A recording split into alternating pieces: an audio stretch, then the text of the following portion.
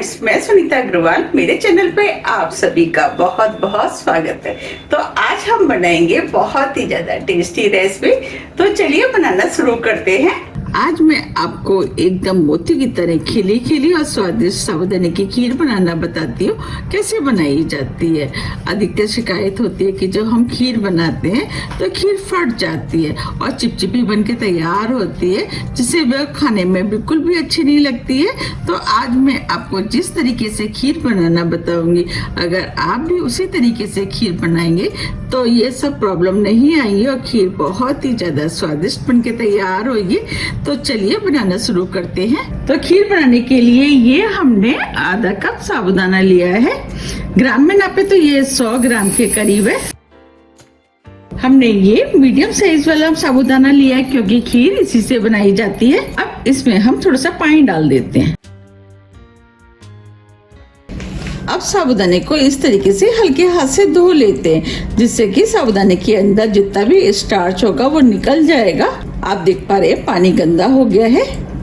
अब इस पानी को फेंक देते हैं और 2 से 3 बार साफ पानी से साबूदाने को धो लेते हैं। हमने साबूदाने को 3 बार साफ पानी से धो लिया है। हमने आधा कप साबूदाना लिया है, तो अब हम इसके अंदर आधा कप पानी डाल देते हैं। अब साबूदाने को हम 2 घंटे के लिए फूलने के लिए ऐसे ही छोड़ देते हैं। जब तक साबूदाना फूल रहा है, हम आगे की तैयारी कर लेते हैं। हमने गैस पे बाहरी तले का बर्तन रख दिया है। अब इसके अंदर हम थोड़ा सा पानी डाल देते हैं। हमने पानी इसीलिए डाला है, जब हम इसके अंदर दूध डालेंगे तो दूध नीचे तली में लगेगा नहीं। ये हमने 1 लीटर फुल क्रीम दूध लिया है। अब इस दूध को हम इस पैन में डाल देते हैं। दूध आप कोई भी इस्तेमाल कर सकते हैं, लेकिन जब हम फुल क्रीम दूध की खीर बनाते हैं तो खीर बहुत ही ज्यादा क्रीमी और टेस्टी बनके तैयार होती है। अब दूध को हम गर्म होने देते हैं। जब तक दूध गर्म हो रहा है, हम साबूदाना देख लेते हैं। अब इधर 2 घंटे करीब हो गए। जो हमने साबूदाना भिगोया था वो भी फूल गया है और इसके अंदर जो पानी डाला था वो भी खत्म हो गया है। अब मैं आपको दिखा भी देती हूँ। देखिए, एकदम मोतियों की तरह फूल करके साबूदाना तैयार हुआ है और ये सॉफ्ट भी हो गया है। देखिए, मैं आपको दबा के भी दिखा देती हूँ। देखिए, साबूदाने को दबा रहे हैं तो ये इजीली दब रहा है। बस हमें इसी टाइप का फूला हुआ साबूदाना चाहिए। हमने गैस पे पैन रख दिया है। अब इसके अंदर 1 टीस्पून देसी घी डाल देते हैं। अब घी को अच्छे से गर्म होने देते हैं। अब घी भी अच्छे से गर्म हो गया है। जो हमने साबूदाना भिगोया था वो हम इस पैन में डाल देते हैं। अब साबूदाने को मीडियम हाई फ्लेम पे 2 से 3 मिनट के लिए भून लेते हैं। भूनने से क्या होगा कि साबूदाना नीचे तली में बैठेगा नहीं, उसकी वजह से खीर नीचे तली में लगेगी नहीं और साबूदाना आपस में चिपकेगा भी नहीं। उसकी वजह से खीर बहुत ही ज्यादा खिली खिली और मोती के दाने की तरह बनके तैयार होगी और खीर फटेगी भी नहीं। उसकी वजह से खीर बहुत ही ज्यादा टेस्टी और क्रीमी बनके तैयार होगी। मैं आपको जिस तरीके से खीर बनाना बता रही हूँ, अगर आप उस तरीके से खीर बनाएंगे तो खीर आपकी बिल्कुल भी फटेगी नहीं और चिपचिपी भी बनके तैयार नहीं होगी और बहुत ही ज्यादा टेस्टी बनके तैयार होगी।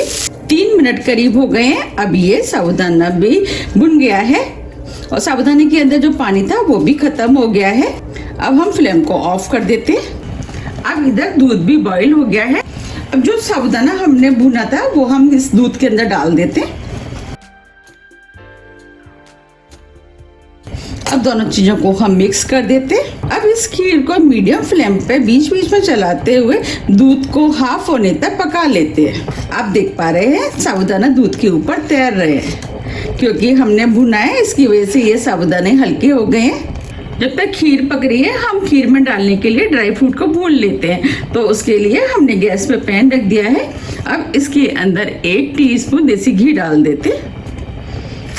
घी को गर्म होने देते हैं। खीर में डालने के लिए ये हमने कुछ ड्राई फ्रूट लिए हैं। ड्राई फ्रूट में 6 से 7 बादाम जिसे छोटे पीस में काट लिया है, 1 टेबल स्पून चिरौंजी, 6 से 7 काजू, इसे भी हमने छोटे पीस में काट लिया है और 1 टेबल स्पून किशमिश लिए हैं। ड्राई फ्रूट आप अपने टेस्ट के अनुसार थोड़े से कम या ज्यादा भी कर सकते हैं। अब सभी ड्राई फ्रूट को हम इस पैन में डाल देते हैं। अब सभी ड्राई फ्रूट को कुछ सेकंड के लिए भून लेते हैं। इस तरीके से जब हम ड्राई फ्रूट को भून करके खीर में डालते हैं तो खीर बहुत ही ज्यादा टेस्टी बनके तैयार होती है। ड्राई फ्रूट आप कोई भी ले सकते हैं जो भी आप खाना पसंद करते हैं। अब ये ड्राई फ्रूट भी भुन गए हैं, अब फ्लेम को ऑफ कर देते हैं। अब ये दूध भी हाफ रह गया है और खीर भी गाढ़ी हो गई है। अब इस खीर को हम और भी ज्यादा टेस्टी बनाने के लिए इसके अंदर कुछ केसर के धागे डाल देते हैं। ये ऑप्शनल है, आप चाहे तो इसके बिना भी बना सकते हैं, वो भी खीर खाने में टेस्टी लगती है। आप खीर को बनाते समय एक बात का और ध्यान रखें, आप खीर को जिस भी बर्तन में बनाएं वो भारी तले का होना चाहिए और खीर को आप जब भी चलाएं नीचे तली तक चलाते हुए चलाएं, जिससे आपकी खीर नीचे तली में बिल्कुल भी नहीं लगेगी। ये हमने आधा कप चीनी लिया, वो डाल देते। चीनी को आप अपने टेस्ट के अनुसार थोड़ी सी कम या ज्यादा भी कर सकते हैं। चीनी को मिक्स कर देते हैं।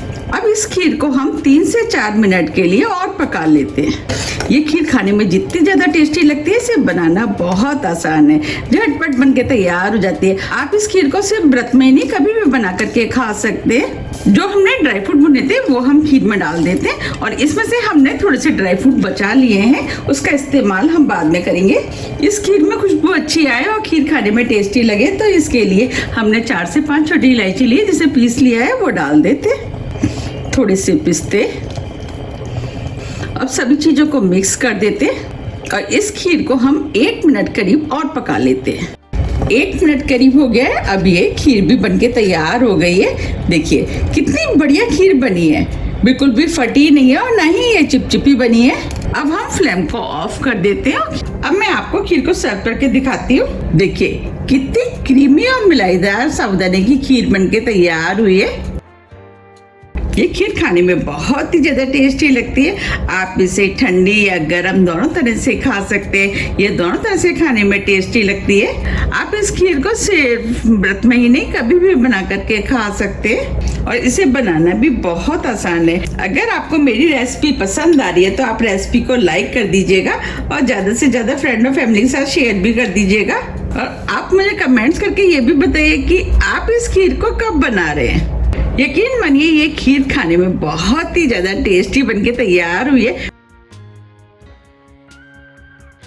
अब मैं खीर के ऊपर थोड़ा सा ड्राई फ्रूट डाल देती हूँ, जिससे खीर देखने में और भी ज्यादा सुंदर लगेगी। मैंने अपने चैनल पे काफी तरह की व्रत की रेसिपियां डाली हुई हैं, उन्हें काफी पसंद भी किया गया है। आप चाहे तो मेरे चैनल पर जा करके उन सभी रेसिपियों को देख सकते हैं। थोड़े से पिस्ते। अगर आपको मेरी साबूदाने की खीर की रेसिपी थोड़ी भी पसंद आती है तो रेसिपी को लाइक कीजिए, चैनल को सब्सक्राइब कीजिए और ज्यादा से ज्यादा शेयर कीजिए। अब हम फिर मिलते हैं इसी तरह की टेस्टी रेसिपी के साथ। जब तक के लिए नमस्कार।